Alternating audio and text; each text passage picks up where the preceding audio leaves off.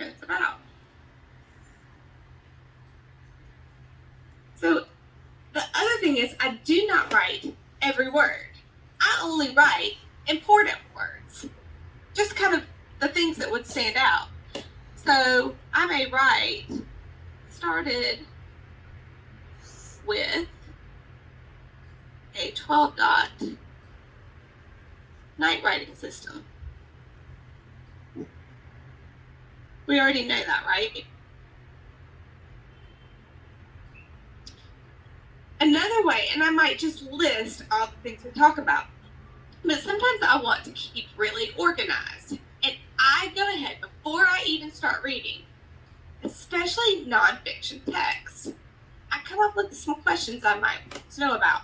This is just general information. What is something else you guys might want to know when we read Louis Braille?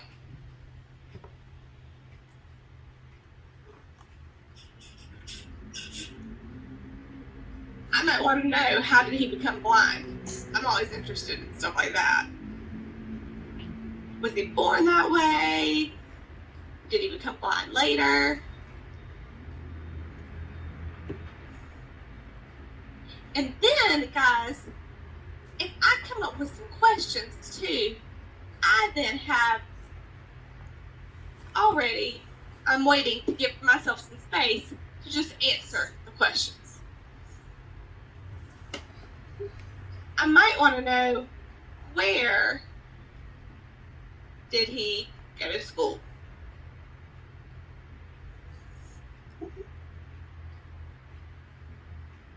And I can just give myself some space. So I can list some information, but then we'll be organized together. So if you have to answer a question or write a paper for a teacher, I can go right here and just go all that information in my notes. It's just grouped right here.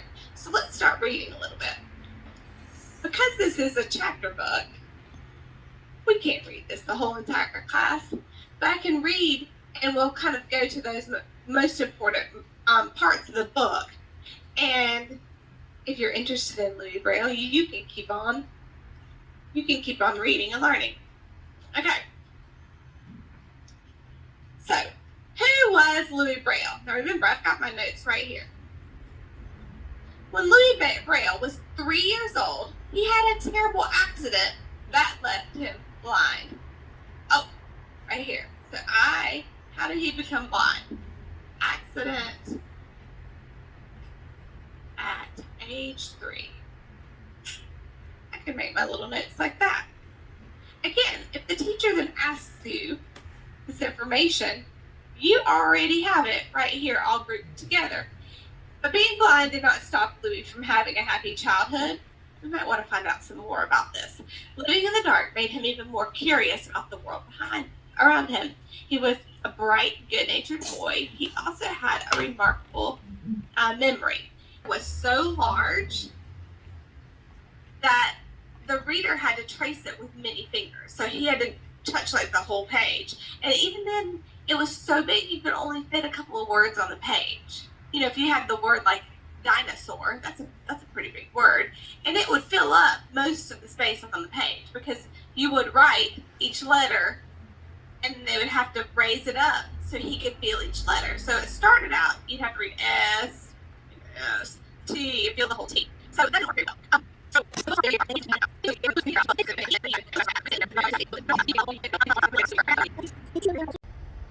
Henry, do you like to read? Sure. His mother and father needn't have worried. With all their care, Louis grew into a happy, healthy boy with blue eyes and curly blonde hair. As soon as he could walk, he was running out into the fields, his mother chasing after him. His sisters and brother, who were much older, loved playing with little Louis.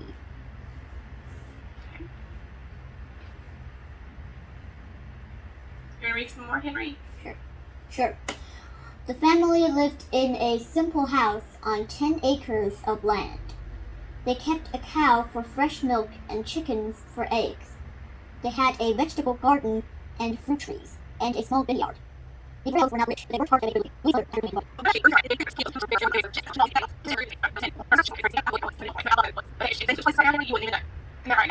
Usually. Just like. But when you are a baby, your brain is learning all kinds of new things. The biggest amount of learning takes place in your brain between the time you are born and when you're 2 years old. Now, for my children, they were born too early and their brain just wasn't ready to get here. So it was really important that I had people helping me teach them how to touch and feel and think and listen and see and taste. And they use their hands and they give them every experience they can and engage their brain. Remember, we just talked about that. When you're learning new information, the more areas of your brain you can light up while you're trying to learn, the smarter you will be and the more connections you will make very, very quickly. Well, see, at this point, Louis Braille he can still see. But he's learning how to touch and feel and think. Even he can't see the eggs, but he feels them. He knows what it is. He's on a farm. You're touching, feeling, smelling all kinds of smells. Henry, do you live in a... Was friends with the Braille family. He saw that Louis was a bright and curious boy and asked to tutor him. The priest and the little boy would sit in the quiet churchyard and listen to birds singing. They walked around touching the trees or smelling the flowers. Father Polly told Louis their names and Louis never forgot them. Sometimes Father Polly would read out loud to Louis. At home, Louis repeated the stories to the family.